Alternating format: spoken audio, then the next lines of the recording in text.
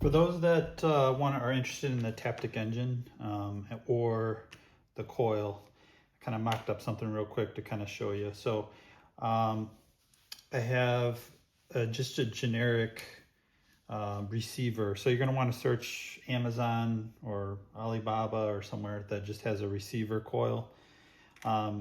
Typically these output 5 volts, so you connect these to the left and right here, the Type-C connector, so red positive, black negative, and that is basically ready to go. And then for the Taptic Engine, there's 2 solder points here, and then there's 2 solder points on the Taptic Engine itself. Typically, usually they have these little pads that you solder to. They're kind of small, so you got to be careful you don't burn them. There's videos out there of people showing you the outermost pads and how to get that all ready for soldering, because you can't just, you got to remove stuff. And I'm not going to get into that, but you know, I probably put it, if you're to use a Taptic Engine, I'd use probably, this one is, I think, the iPhone X. Let me look here, where's the box?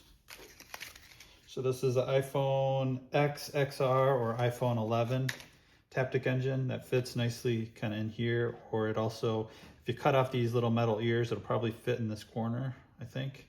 Haven't actually done it, but I think it'll fit kind of in between the headphone and somewhere in there. You might be able to squeeze it in.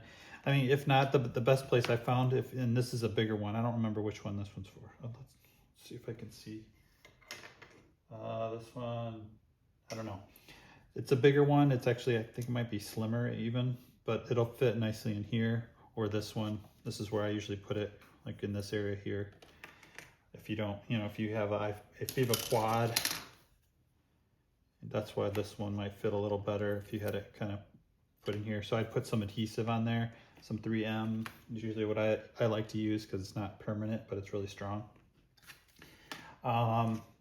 So that's the Taptic Engines. Just so you know, a lot of these, the reason why I haven't recommended many of these charge coils is because a lot of them don't work. I usually order them in packages of 2, and this one works, this one doesn't work. So this is so you can see the light come on, so it's charging.